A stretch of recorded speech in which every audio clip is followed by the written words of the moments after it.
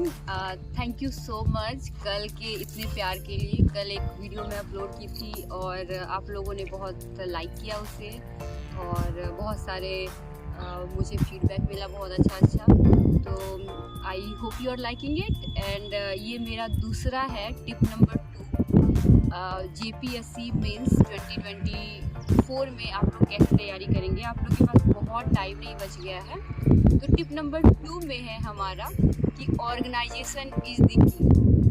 मतलब कि जो ऑर्गेनाइजेशन होगा आपको कंटेंट आता है। आप 3-4 लाख लोगों में चुना के गए हो, प्रीलिम्स पास किए हो, एक बहुत बड़ा सा आप एक तरीके से एक गेट क्रॉस कर चुके हो और अब बहुत कम लोगों के साथ आपकी कंपटीशन बच गई है। 7,000 लोगों के साथ आपकी कंपटीशन बच गई है। तो वो 7,000 लोग 3 लाख के कंपेरिजन में बहुत कम है। तो अभी आपको उसमें उत्तीर्ण होने के लिए आपको क्या करना होगा, ये है आपका tip number 2 which is organisation is the key. तो आपके पास नॉलेज बहुत है, आप विश्वास कीजिए आपके पास नॉलेज बहुत है। अगर नॉलेज नहीं रहता तो आप प्रीलिम्स क्लियर नहीं कर पाते। अब आपको उस नॉलेज को इस तरीके से लिखना है कि जो एग्जामिनर है, जो आपका कॉपी चेक कर रहा है, उसको लगे कि ये तो एक पीस ऑफ केक है, राइट। उसको लगे कि वो पानी पी रहा है, उसको लगे कि मतलब उसको पढ़ने में किसी भी तरीके कोई कठिनाई नहीं हो, उसको आपका पेपर पढ़वाना ना पड़े, उसको बहुत मज़ा आए पढ़ने में। तो इसके लिए कैसे कीजिएगा, इसके लिए बहुत इम्पॉर्टेंट है कि आप अपने ऑर्गेनाइजेशन में ध्यान दीजिए। ऑर्गेनाइजेशन का सिंपल सा मतलब हो कि आप अपने पैराग्राफ को, अपने पेजेज को इस तरीके से अरेंज कीजिए कि आपका सबसे पहले इंट्रोडक्शन हो जो बहुत कैची सा हो, उसके बाद बॉडी पैराग्राफ हो जिसमें बहुत सारे बॉडी पैराग्राफ हो। आपको 5, 6, 7 पेज तक बॉडी पैराग्राफ लिखना पड़ेगा और 1 पेज का कंक्लूजन लिखना पड़ेगा। एक आधा पेज का इंट्रोडक्शन लिखना पड़ेगा, 5, 6, 7 पेज तक का एक बॉडी पैराग्राफ लिखना पड़ेगा और एक कंक्लूजन लिखना पड़ेगा जो बहुत कैची होना चाहिए। फॉर एग्जाम्पल, एक क्वेश्चन आया था, मैं भी पुराना क्वेश्चन डाउनलोड की हुई हूँ और मैं ये शेयर भी कर दूंगी आप लोगों के साथ। एक लड़का भी कमेंट में बोला था कि please share my written syllabus which I will do. अभी मैं कर दूंगी आप लोगों को। मेरे सिलेबस में क्या लिखा हुआ है वो मैं कर दूंगी। मैं जब एग्ज़ाम दे रही थी तो एग्ज़ाम पेपर में क्या लिख रही थी वो भी मैं अभी आप लोगों के साथ शेयर कर दूंगी। So the question that they asked was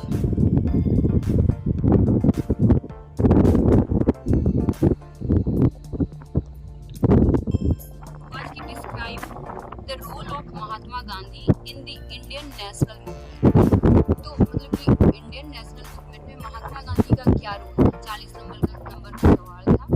तो इसको ऑर्गेनाइज आप कैसे करोगे, तो आपको बहुत कैची सा इंट्रोडक्शन लिखना है जो आपके एग्जामिनर को तुरंत अट्रैक्ट कर ले, तुरंत एक हुक की तरह हो, तुरंत उसको एग्जामिनर को पढ़ने में मज़ा आए। तो मैं क्या लिखी थी इसी क्वेश्चन में, मैं शुरू की थी अल्बर्ट आइंस्टाइन का कोट से, जो अल्बर्ट आइंस्टाइन गांधी जी के बारे में बोले थे। गांधी जी के बारे में अल्बर्ट आइंस्टाइन बोले थे कि I just read it out loud. मैं इसको इसी तरीके से लिखी थी कि आने वाले जनरेशन उन लोग को ये डिफ़िकल्ट होगा बिलीव करने में कि मांस और हड्डी वाला ऐसा आदमी कभी इस धरती पे चला है। तो वो गांधी जी के बारे में ये बोले थे। तो ये मैं स्टार्टिंग इसी से की कि the next generation it will be very difficult for the next generation to believe that such a person like Gandhi ji ever walked on the surface of earth। और ये लिख दी कि adopted from Albert Einstein quote, क्योंकि मुझे पता है कि मुझे एग्जैक्ट कोट अल्बर्ट आइंस्टाइन का नहीं पता है। वैसे जब शुरू की तो एक बुक की तरह लगा, एग्जामिनर में भी तुरंत अट्रैक्ट हो जाएगा मेरा कॉपी पढ़ने के लिए। मे भी एग्जामिनर को लगेगा कि ये बहुत डिफरेंट लिख रही है चीज़ें। उसके बाद फिर मैं एक टाइम लाइन बनाई, 5, 6, 7 पन्नों का मेरा टाइम लाइन ही था। टाइम लाइन में शुरू की जब गांधी जी का अराइवल हुआ साउथ अफ्रीका से, उसके बाद फिर रॉलेट सत्याग्रह, वो तीनों सत्याग्रह टाइम लाइन के अनुसार, मतलब कि मेरे जो आंसर शीट थे उसमें एक लाइन खींचा हुआ था लेफ्ट हैंड साइड में, उसमें 1915, 16, 17, 18, 19, 20 ऐसे मैं लिखते गई कि ये चीज़ इनका कंट्रीब्यूशन रहा गांधी जी का। और बहुत ज़्यादा मतलब कि मैं पैराग्राफ नहीं लिखी, बल्कि 1900 मान लीजिए 19 या फिर वो जो 3 हुआ था आपका, 3 सत्याग्रह हुआ था, या फिर NCM नॉन कॉपरेशन मूवमेंट 1920, उसके बाद 1922 में नॉन कॉपरेशन मूवमेंट बंद खत्म हो गया, उसके बाद सिविल डिसोबीडियंस मूवमेंट CDM 30 में सॉल्ट मार्च गांधी जी का, उसके बाद फिर क्विट इंडिया मूवमेंट, उसके बाद फिर लास्ट में जो गांधी जी जो हमारा बहुत एक तरीके से कम्युनल राइट हो रहे थे देश के आज़ादी के आसपास, तो उस कम्युनल राइट्स को भी मैं लिखी उस टाइम कि कम्युनल राइट्स में जब पंजाब में माउंटबेटन की पूरी सेना थी और इधर बांग्लादेश के बॉर्डर में केवल इकलौते गांधी जी थे जो पूरी पंजाब की पूरी फौज वहाँ के कम्युनल राइट को नहीं संभाल पाई थी, जो अकेले गांधी जी संभाल लिए थे यहाँ नोआखाली तरफ। तो इस तरीके से लिखी कि माउंटबेटन उनको बोले 1 मैन आर्मी, मेरा एक 1 मैन आर्मी है, 1 मैन आर्मी है। तो इस तरीके से मैं उसको एक बॉक्स में डाल दी ताकि वो बहुत क्लियरली दिखाई दे। और फिर लास्ट जब अंत ऐसे की कि गांधी जी का कंट्रीब्यूशन अभी भी हमारे सोसाइटी में है, हमारे कॉन्स्टिट्यूशन में गांधी जी का कंट्रीब्यूशन है, जो हम लोग आर्टिकल 40 जो ग्राम स्वराज का बात करते हैं, आर्टिकल 48 जो हम लोग क्रूएल्टी अगेंस्ट एनिमल के विषय में हम लोग बात करते हैं, इस तरीके से अभी भी कंट्रीब्यूशन है। और अभी भी हम लोग को गांधी जी की जो प्रेरणा है उसको अभी भी हम लोग को और समझने का और आत्मसात करने का ज़रूरत है।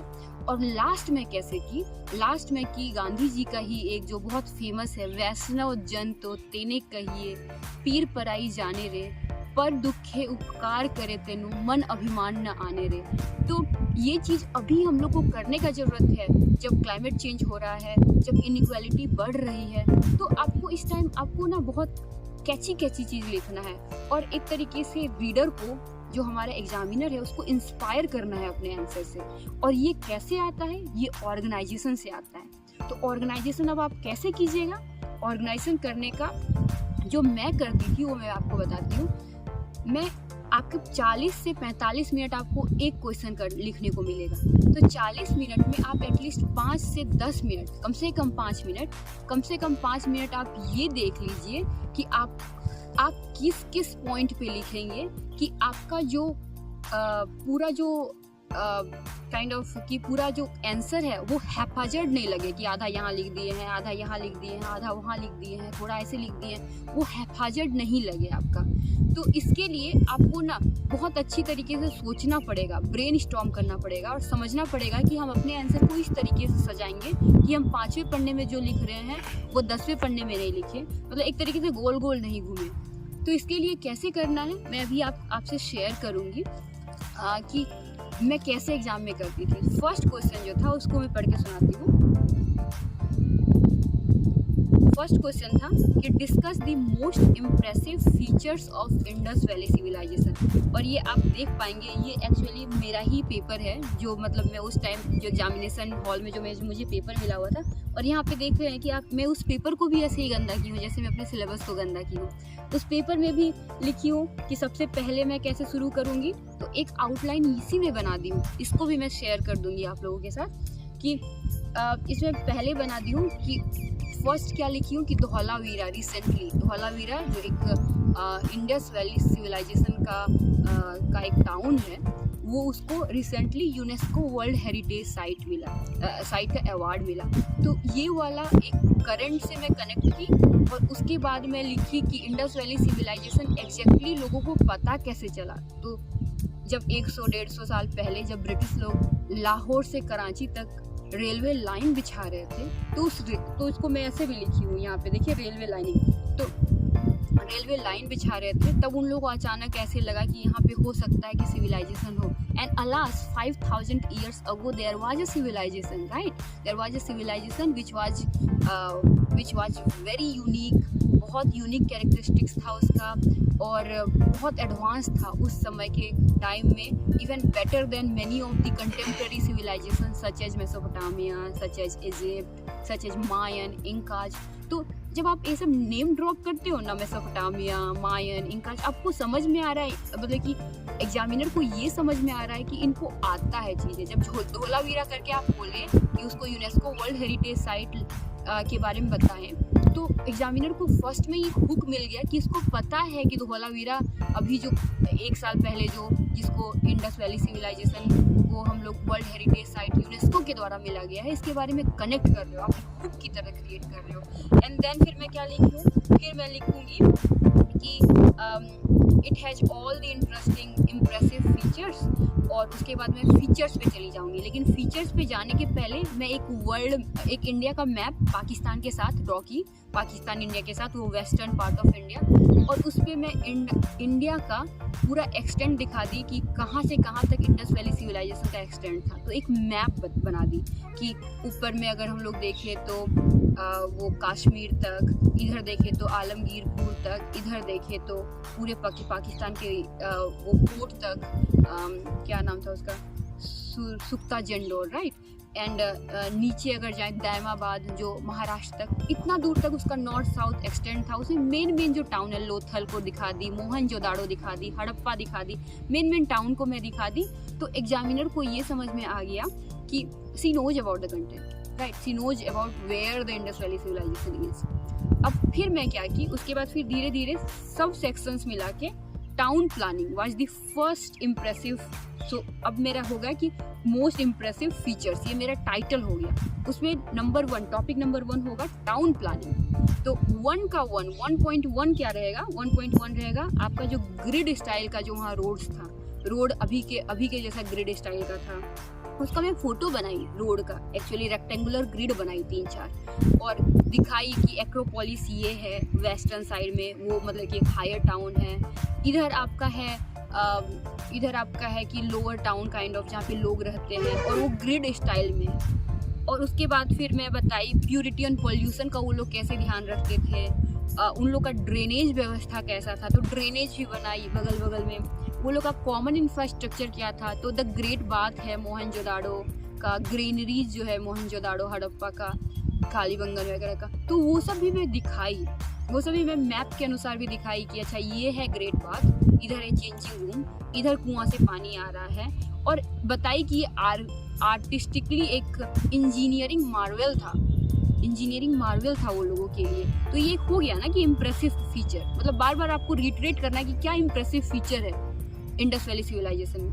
तो ये आपका टाउन प्लानिंग नंबर 1 में हो गया। नंबर 2 में मैं इकोनॉमी में दिखाई, इकोनॉमी में ट्रेड दिखाई, ट्रेड में फिर से मैं मैप दिखाई, मैप में दिखाई मेलुहा, जिसको इंडस वैली सिविलाइजेशन लोथल से कनेक्ट की मेसोपोटामिया तक, ठीक है, अब पूरा पर्शियन गल्फ को मैप में कनेक्ट की, और बताई कि ये लोग यहाँ से यहाँ ट्रेड करते थे। ये लोग का बहुत मतलब 5000 साल पहले ये लोग इस तरीके से, इतना उन्नत किस्म का नाव था, उससे ट्रेड से जाते थे लोग, मतलब मैरीटाइम ट्रेड इन लोग का इतना फ्लरिशिंग था कि वो लोग मेसोपोटामिया तक ट्रेड करते थे।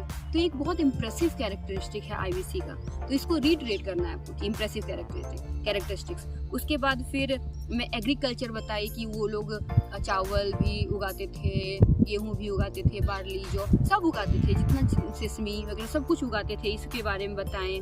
और फिर मैं लिखी यहाँ पोट्री लिखी कि पोट्री उस टाइम वो लोग को वो जो परफोरेटेड वेसल जो हम लोग वाइन बनाने में यूज करते हैं उसका यूज करते थे। उसके बाद फिर कॉटन के बारे लिखे कि उसको कॉटन को रखते थे वो लोग, सिंडन जो कहते थे उसको, इसीलिए हम लोग इंडस बोलते हैं, सिंध से सिंडन कॉटन के नाम पे है। तो ये सब हम बताएं। फिर मेटलर्जी वो लोग का इकोनॉमी में दिखाएं। तो इकोनॉमिक सेक्शन 2 में आ गया। 2.1 आपका हो गया ट्रेड, 2.2 आपका हो गया एग्रीकल्चर, 2.3 हो गया पोट्री, 2.4 हो गया कॉटन, 2.5 हो गया मेटलर्जी। तो आप देख रहे हैं कि मैं कैसे ऑर्गेनाइज कर रही हूँ। बाय द वे मैं अपना जो इसका जो आंसर शीट है वो मैं नीचे आप लोग को डिस्क्रिप्शन बॉक्स में अटैच कर दूंगी, आप लोग उसको देख सकते हैं।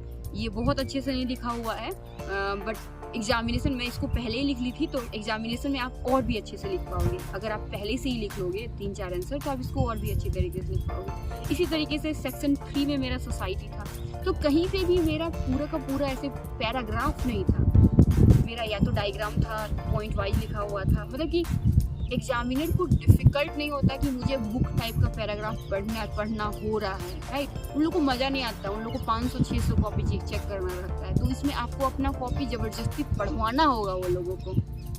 Then there is the third topic which is society, where I wrote about king नहीं था वहाँ पे, एगैलिटेरियन सोसाइटी था।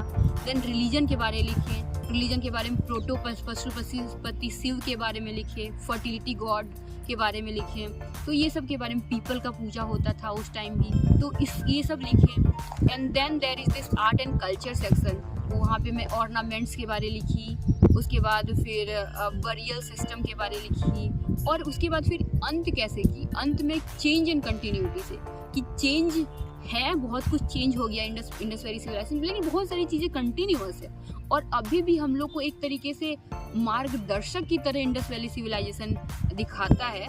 जब हमारा बहुत ज़्यादा कंजेस्टेड रोड्स है, जब मेरा बहुत ज़्यादा मतलब कि हमारे टाउन सिस्टम में अच्छी तरीके से ड्रेनेज नहीं मेंटेन हो रहा है, तो हम लोग को अभी 5000 साल पहले जाकर देखना होगा कि हमारे फोर फादर्स कितना अच्छा काम किए थे, और क्या जो वो किए थे उसको अभी भी हम लोग आत्मसात कर सकते हैं, अपने जीवन में उतार सकते हैं। तो इसको लेके मैं इसको अंत की थी। तो आप समझ रहे हैं कि मैं ऑर्गेनाइजेशन का मतलब क्या कहना चाह रही हूँ। ऑर्गेनाइजेशन का मतलब ये कहना चाह रही हूँ कि कभी भी वो बोर नहीं हो, और एग्जामिनर को ये नहीं लगे कि अचानक यहाँ से कहाँ चले गए।